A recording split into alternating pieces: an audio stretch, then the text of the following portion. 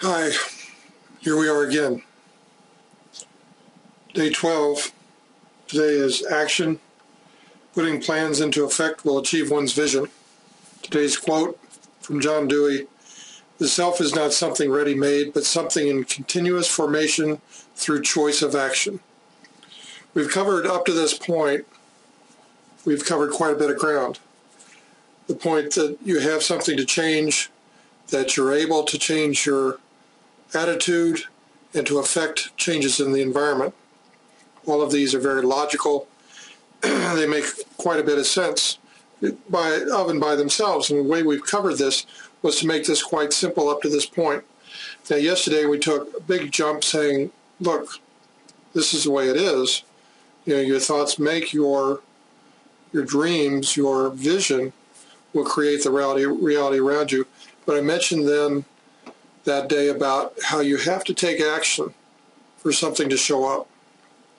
I covered this pretty clearly in this chapter, although I have to apologize for this chapter. It covers so much stuff, just touches on it.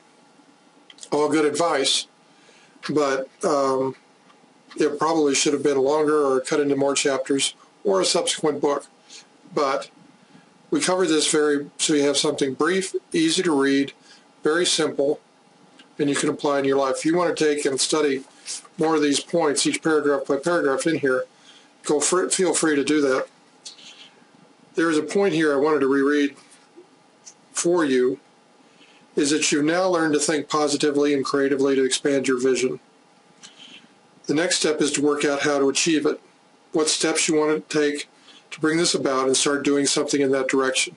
A person can dream about becoming a famous all she wants, but until she puts a pencil, pen, or brush to paper and starts cranking out some artwork that can be sold, she will never have any famous works hung in rich patrons' homes. A journey is finally accomplished by first taking a single step.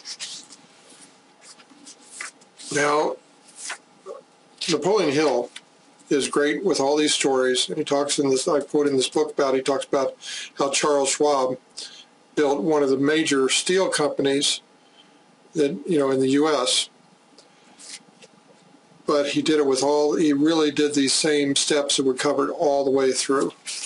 And he has a lot of other stories, but he said he has an idea, he created in his imagination, he mixed faith with the idea, he formulated a plan, he put the plan into action, he followed through with the plan with persistence and backed it up with decision until it had been fully carried out. He had prepared his way for success with a burning desire for success. And he points out that both poverty and riches are the offspring of thought. He built this thing by following all the steps that we've already laid out. Of course, he did it with a huge volume, and he did it with focus, which I mentioned day one. Probably should have been one of the points I brought into this book, a 15th point. If I ever do a revision, I'll put a chapter in there just for you. But the point of thing is you have to do action. You get an inspired thought about something you should do, move on it, get it done, because that's just the way the universe is set up. I'm not going to mince words here. Let's go straight into the exercise because it's kind of lengthy. It's straight out of Dr. Hill's book, or Napoleon Hill's book. But this says everything about how you proceed down this line. Now again, keep in your daily actions of sitting in the same spot every day, relaxing, draining your mind of all emotional baggage, everything. Just use Dr. Peel's, basin technique. Drain the thought, relax, learn to understand, learn to calm your mind. Then concentrate on your vision. Do this, practice this so that you can do this readily, quickly. Within seconds, you can be in a calm state of mind and be focused on your vision. Right? Now, as far as action, here's the steps and what you need to study today in order to make this a regular form of your success route. Chapter 2 of Napoleon Hill's book.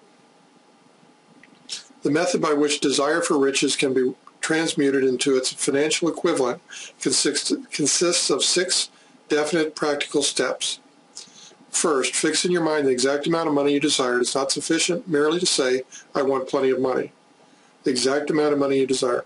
Second, determine exactly what you intend to give in return for the money you desire. There's no such reality as something for nothing.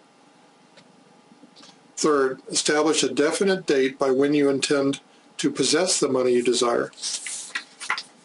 Fourth, create a definite plan for carrying out your desire and begin at once, whether you're ready or not, to put this plan into action. Fifth, write out a clear, concise statement of the amount of money you intend to acquire, name the time limit for its acquisition, state what you intend to give in return for the money, and describe clearly the plan through which you intend to accumulate it. Sixth, read your written statement aloud twice daily, once just before retiring at night, and once after rising in the morning. And here is in caps, as you read, see and feel and believe yourself as already in possession of the money. So you can see that we've covered every step of this up to this day. And all you have to do is follow these steps in sequence. And he's talking about getting rich, which his book was based on. The whole point is you can use this to achieve or acquire anything you want. Okay? Thanks.